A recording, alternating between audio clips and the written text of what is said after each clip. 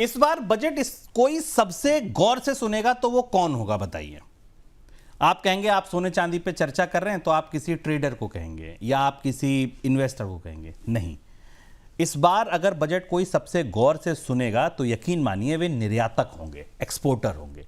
वित्त वर्ष 2025 में जब भारत ने 825 अरब डॉलर का रिकॉर्ड निर्यात किया था ना, तो सरकार 2026 के लिए $1 ट्रिलियन का लक्ष्य निर्धारित कर रही थी।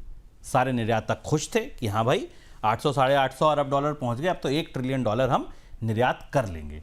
लेकिन उस समय ये किसी को नहीं पता था कि टैरिफ की मार के मारे दुनिया तितर बितर हो जाएगी, मुद्राएं इस तरह पिघलेंगी, नया वर्ल्ड ऑर्डर, नई सप्लाई चेन ये चर्चा के विषय बन जाएंगे। तो सवाल यह है कि मौजूदा परिस्थिति में घबराए निर्यातकों को क्या बजट कुछ चैन दे पाएगा?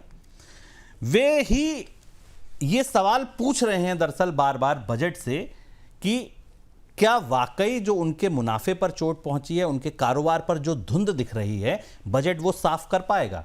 ये सवाल उत्तर प्रदेश से तमिलनाडु तक और गुजरात से महाराष्ट्र तक और बंगाल तक सब जगह है, क्योंकि भारत के निर्यात उद्योग हर राज्य में कहीं छोटे कहीं बड़े फैले हुए हैं। किसी के धंधे पर लपट है तो किसी की नौकरी पर आंच, लेकिन सबको जवाब यही चाहिए कि बजट क्या करेगा निर्यात के मोर्चे पर। तो आज जिन चीज़ों पर हम चर्चा करेंगे, निर्यात के जो आंकड़े हम सबसे करीब से समझने की कोशिश करेंगे, वो होंगे कि बजटों ने निर्यात पर दरअसल असर किया कितना, मौजूदा आंकड़े दरअसल हैं क्या जिनकी रोशनी में हम बजट देखें, निर्यातकों के लिए अच्छा बजट कब मान लिया जाएगा, बजट में क्या घोषणा हो जाएगी कि निर्यातकों के लिए अच्छा बजट मान लिया जाएगा। तो चलिए इस कड़ी को एक एक करके खोलते हैं। तो सर, सबसे पहले तो किन आंकड़ों की रोशनी में यह बजट देखना चाहिए? पहला सवाल तो यही। शुभम, अगर कोई एक थीम इस बजट के केंद्र में होनी चाहिए, होगी कि नहीं हमें नहीं पता वित्त मंत्री, लेकिन कोई एक थीम अगर इस बजट में होनी चाहिए तो वो इंडिया का एक्सटर्नल सेक्टर होनी चाहिए। तीनों हिस्से एक्सटर्नल सेक्टर के, बढ़ता हुआ रिकॉर्ड इंपोर्ट, भागते हुए एफपीआईज और गिरता हुआ निर्यात, ये तीनों चीजें भारतीय अर्थव्यवस्था की को अब और गिरता हुआ रुपया उसमें अगर आप जोड़ लें तो भारतीय अर्थव्यवस्था को ग्लोबली दुनिया की सबसे फ्रेजाइल, सबसे कमजोर अर्थव्यवस्थाओं में, सबसे चुनौतीपूर्ण अर्थव्यवस्थाओं में बना रहे हैं, जो हमने 2025 का परिदृश्य देखा है। देखिए आंकड़े कैसे आपको संदर्भों के साथ समझना जरूरी है। बहुत सारे आंकड़े हैं लेकिन उनमें 2-3 महत्वपूर्ण चीजें हम बताते हैं, फिर बाकी आपको आगे एक और महत्वपूर्ण जानकारी देंगे जहां से आप और कुछ बेहतर जान पाएंगे। जैसे जब हमसे ये कहा जाता है कि $825 बिलियन का 2025 में इंपोर्ट किया, तो आपको ये कभी आपने जानने की कोशिश की कि दुनिया के मर्चेंडाइज एक्सपोर्ट में भारत का हिस्सा केवल 1.4-1.5% और पिछले 20 साल से 18 साल से ऐसा ही है। तो ये जो हिस्सा बढ़ रहा है ये दुनिया के निर्यात के साथ बढ़ रहा है। हमने कोई नया बाजार हासिल नहीं किया, हम एक तरीके से स्लीपिंग पार्टनर हैं बने हुए। अगर दुनिया का एक्सपोर्ट बढ़ता है तो हमारा एक्सपोर्ट बढ़ जाता है। और ये बात इकोनॉमिक सर्वे ने इस बार संकेतों में ही कही और ये कहा कि इंडिया के एक्सपोर्ट सर्विसेज में तो रिजिलियंट है, गुड्स में बिल्कुल नहीं है, मर्चेंडाइज में कहीं नहीं है। हमारी डिपेंडेंस सर्विसेज पर इतनी ज़्यादा है और इसीलिए सर्विसेज, जैसे ही डोनाल्ड ट्रंप ने अमेरिका में अपने यहाँ परिवर्तन किया, हमारे निर्यात पर बड़ी चोट लगी। कुछ बड़े आंकड़े देखिए, अप्रैल से दिसंबर के दौरान भारत का जिसकी छाया में बजट आ रहा है, भारत का निर्यात केवल 2.4% बढ़ा, इंपोर्ट बढ़ा लगभग 6% के आसपास, ट्रेड डेफिसिट रिकॉर्ड था, बल्कि अक्टूबर का महीना तो ऐतिहासिक ट्रेड डेफिसिट का था, इतना बड़ा। ये एक आंकड़ा पकड़िए। पहला एक आंकड़ा हमने आपको बताया कि $825 बिलियन का जो आंकड़ा है उसका सच ये है कि हम वहीं हैं जहां हम खड़े थे, क्योंकि ग्लोबल ट्रेड बढ़ रहा है तो हम भी उसके साथ बढ़ रहे हैं।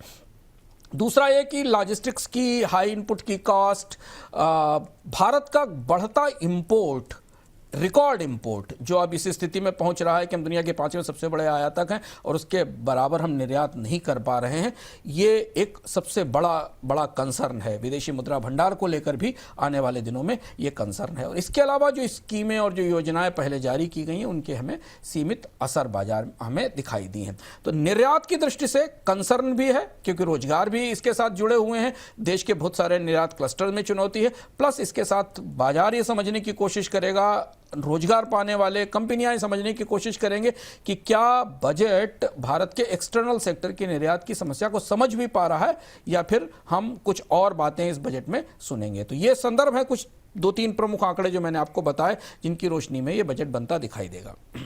सर, एक और सवाल ये है कि पिछले बजटों को अगर हम देखें तो कितना उन्होंने निर्यात पर दरअसल असर किया है?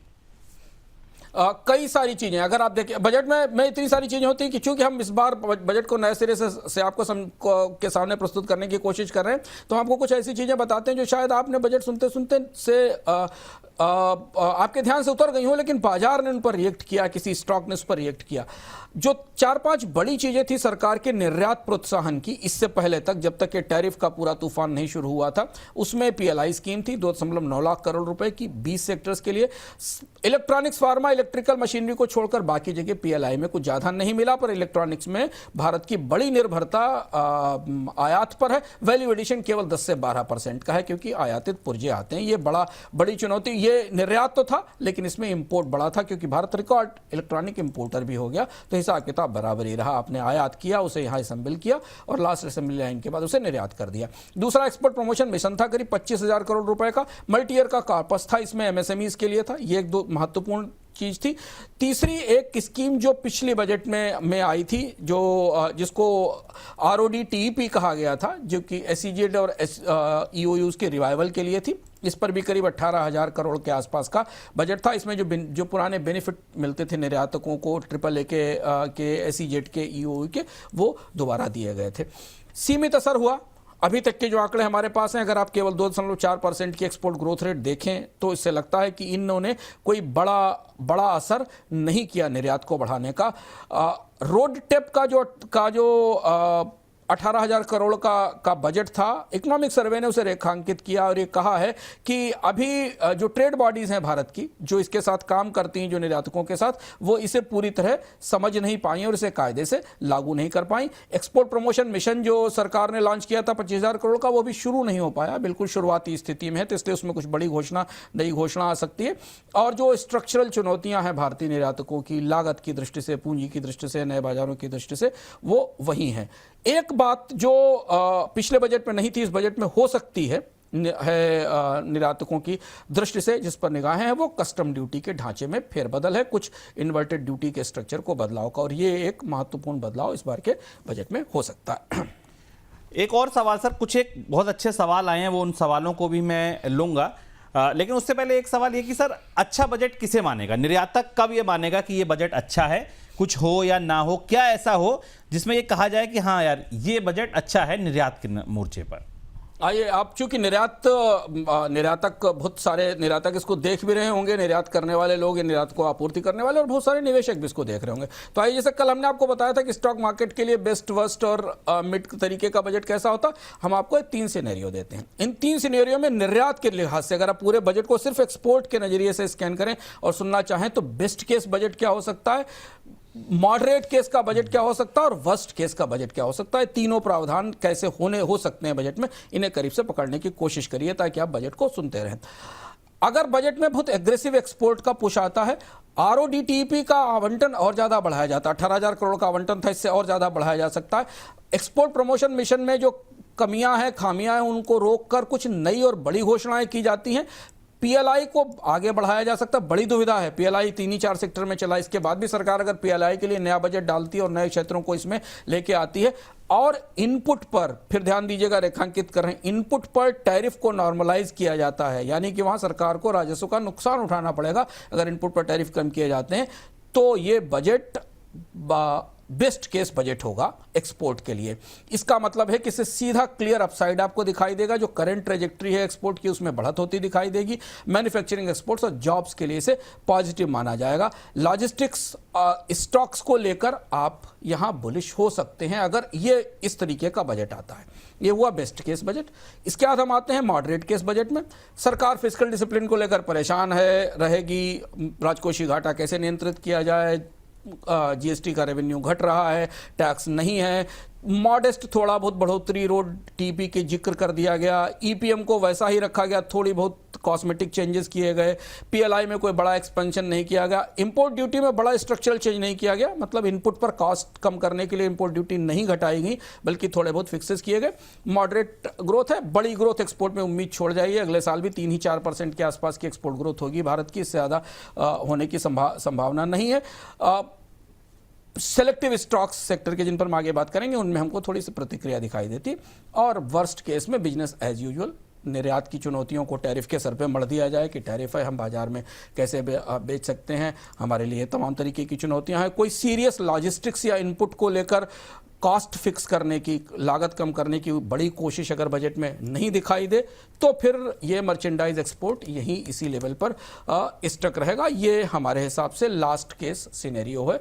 परसेंटेज के हिसाब से देखें तो बीच वाला हिस्सा जो मॉडरेट के सिनेरियो है ये दिखता है, लेकिन हाँ वक्त की दरकार यह है कि अगर निर्यात और टैरिफ का वास्तव में बड़ा असर सरकार महसूस कर रही है अर्थव्यवस्था पे, तो हम उम्मीद कर सकते हैं कि एक्सपोर्ट के लिए बेस्ट केस बजट होना चाहिए इस बार। सर, शेयर बाजार के लिहाज से, स्टॉक्स के लिहाज से, निर्यात के सेक्टर्स के लिहाज से, जो बड़े निर्यात भारत से होते हैं, चाहे वो एग्री हो, चाहे इलेक्ट्रॉनिक्स हो, चाहे जेम्स एंड ज्वेलरी हो, लेदर हो, क्या लगता है कौन से सेक्टर्स और कौन से स्टॉक्स, किस तरीके के स्टॉक्स को देखा जाए इस बजट में? हम पहले सेक्टर समझ लेते हैं, क्योंकि सेक्टर्स की सेंसिटिविटी सबसे महत्वपूर्ण होती है और उन्हीं से जुड़ी हुई कंपनियां होती हैं। जो सेक्टर लेवल बजट के से एक्सपोर्ट्स की सेंसिटिविटी दिखती है, आप अगर बजट में ट्रेड कर रहे हैं, स्टॉक्स में ट्रेड कर रहे हैं, टेक्सटाइल और अपैरल सबसे बड़ा है। एक्सपोर्ट का लिंकेज अमेरिका में सबसे ज़्यादा है, अमेरिका में चूंकि 50% टैरिफ है, ईयू अभी खुला है, ईयू में आने में समय लगेगा। अगर सरकार एक्सपोर्ट प्रमोशन मिशन में या रोड टेप में टेक्सटाइल और एमएसएमई को लेकर कोई नया फोकस लेकर आती है, इंटरेस्ट सबवेंशन की स्कीम इन सेक्टर्स के लिए बढ़ाती है, इनपुट ड्यूटी कट करती, खासतौर से फाइबर्स पर इनपुट ड्यूटी में कोई कमी होती है और एफटीए में कोई बड़ा बदलाव होता है, तो टेक्सटाइल और अपैरल के लिए हाइपर सेंसिटिव बजट होगा और इसका रिएक्शन हमें दिखाई देगा। और यहाँ सरकार ये नैरेटिव भी बिल्ड करेगी कि हम लेबर इंटेंसिव इंडस्ट्रीज को, जो लेबर इंटेंसिव जहाँ जॉब्स हैं, वहाँ हम निर्यात को ज़्यादा प्रोत्साहन देने की कोशिश कर रहे हैं। दूसरा महत्वपूर्ण सेक्टर ऑटो कंपोनेंट्स और इंजीनियरिंग का है, बड़ा निर्यात है भारत का, ईयू के बाजार में भारत को ज़्यादा संभावनाएं भी दिखाई देती हैं। यहाँ अगर इंपोर्ट ड्यूटी कट आते हैं, इन्वर्टेड ड्यूटी स्ट्रक्चर बदलता है, ध्यान से देखिएगा लास्ट में जाकर, क्योंकि ये बजट के भाषण के अंत में आता है और खासतौर से फिनांस बिल का हिस्सा होते हैं। यहाँ जो बदलाव होते हैं इनकी सेंसिटिविटी काफ़ी हाई होगी, ऑटोमोबाइल और बहुत सारी कंपनियां बाजार में लिस्टेड हैं, स्टॉक्स पर हम आगे बात करेंगे। तीसरा जो महत्वपूर्ण सेक्टर जिस पर बाजार बेहद परेशान है पिछले एक साल से, वो फार्मा और एपीआईज को लेकर है। काफ़ी यूएस और ईयू का इम्पैक्ट है, यूएस के टैरिफ का काफ़ी इम्पैक्ट पड़ने की संभावना है, हालांकि अभी बाजार खुला हुआ है। यहाँ एपीआई को लेकर, आरएनडी को लेकर, पीएलआई में कोई नई चीज़ें अगर आती हैं, एफटीए को कंप्लायंट बनाने के लिए सरकार कोई फंड जारी करती जिसमें कि भारतीय दवा कंपनियां ईयू में निर्यात करने के लिए मदद ले सकें, बेहद अच्छा होगा, असर ठीक ठाक हमें दिखाई देगा। इसके अलावा 2-3 सेक्टर और हैं। एक स्पेशलिटी केमिकल्स का सेक्टर है, इसे ध्यान से देखिएगा, इनपुट का ड्यूटी कॉस्ट को पर यहाँ बड़ा असर होगा अगर इसमें कोई बदलाव होता है। लॉजिस्टिक्स है, और इसके अलावा इलेक्ट्रॉनिक्स मैन्युफैक्चरिंग, जेम्स ज्वेलरी है, और बाकी कुछ अलग अलग सनराइज सेक्टर्स हैं जिसमें मैरीन वगैरह है। मैरीन का बड़ा एक्सपोर्ट है अमेरिका को, लेकिन फिलहाल अभी तात्कालिक तौर पर बजट उसमें कुछ कर पाएगा कि नहीं। तो ये 3-4 प्रमुख सेक्टर्स हैं जिनके बारे में आपको बजट की भाषण के भीतर स्कीमों में और ड्यूटीज के बीच के रिश्ते ढूंढने होंगे, क्योंकि बाजार उस तरह से रिएक्ट कर रहा होगा। और सर, स्टॉक्स को लेकर सबसे ज़्यादा संवेदनशीलता रहेगी, और बजट में कौन से प्रावधान ऐसे हैं जो प्रभावित करेंगे उनको? जैसे स्टॉक की बकेट तुम देखें, टेक्सटाइल में केपीआर, गोकुलदास, वर्धमान, ट्राइडेंट, ये 5-4 बड़ी कंपनियां हैं, 40 से 90% इनकी एक्सपोर्ट की डिपेंडेंस है। अगर रोड टेप में कोई भी बदलाव होता है, टेक्सटाइल को लेकर कोई भी छोटा मोटा बदलाव आता है, इंस्टेंट सबवेंशन की स्कीम में कोई बदलाव आता है, इंपोर्ट ड्यूटी कट्स या इन्वर्टेड ड्यूटी ठीक की जाती हैं, तो इन पर हमें रिएक्शन दिखाई देगा। ऑटो कंपोनेंट में भारत फोर्ज, मदरसन और ये कंपनियां हैं, 30 से 70% एक्सपोर्ट का डिपेंडेंस है। अगर लॉजिस्टिक्स को लेकर, कैपेक्स को लेकर सरकार कुछ बड़ी घोषणा करती है और एफटीए में कुछ रियायतें और देती है, एफटीए में मदद करती है इनके लिए, या कार्बन बॉर्डर मैकेनिज्म से निपटने के लिए सरकार कोई फंड लेके आती है जिससे कि ईयू के बाजारों में जो कंप्लायंस की कॉस्ट है कार्बन बॉर्डर के लिए वो कम की जा सके, तो आपको इन इन स्टॉक्स में मूवमेंट दिखाई देगा। फार्मा में अरबिंदो, सिप्ला और दिविस हैं, 90% इनका एक्सपोर्ट है। यहाँ भी जैसे मैंने आपको बताया कि अगर कुछ बदलाव एपीआई से रिलेटेड या फार्मास्यूटिकल में होते हैं जहाँ कच्चे माल की लागत कम करने की कोशिश की जाए तो ये होगा। स्पेशलिटी केमिकल्स में एसआरएफ और आरती और हिकल हैं, और लॉजिस्टिक्स में कॉन्कॉर जो रेल पोर्ट लॉजिस्टिक्स की बड़ी एक्सपोर्टर है इन पे होगा। इलेक्ट्रॉनिक्स में डिक्सन, एम्बर और कैंस हैं, ये कंपनियां हैं। तो अगर मार्केट में आप बजट को पूरे ध्यान से सुन रहे हैं और केवल एक्सपोर्ट के नजरिए से देखना चाहते हैं तो इन स्टॉक्स के मूवमेंट को और बजट के पार्ट ए और पार्ट बी को दोनों को आपस में मिलाने की कोशिश करिएगा। चलिए।